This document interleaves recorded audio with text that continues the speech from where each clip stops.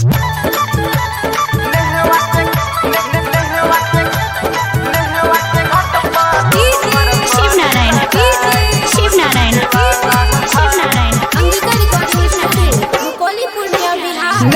के घाट पर दोमर करी लगाई हो डीजे वाला भाई।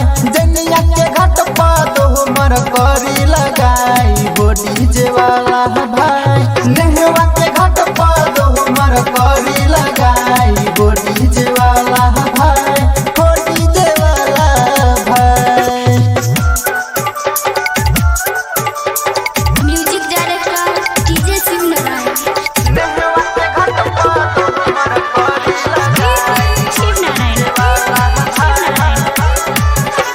सजा जो होए हुनकी सजावट के करो, सजावट के करो, सजावट के करो।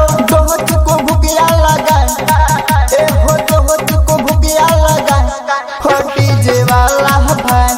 कदल के घाट पर दोमर करी लगाई हो डीजे वाला भाई।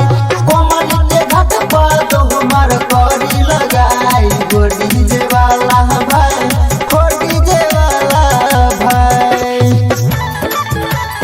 Angika recording studio Rupauli Purnia Bihar.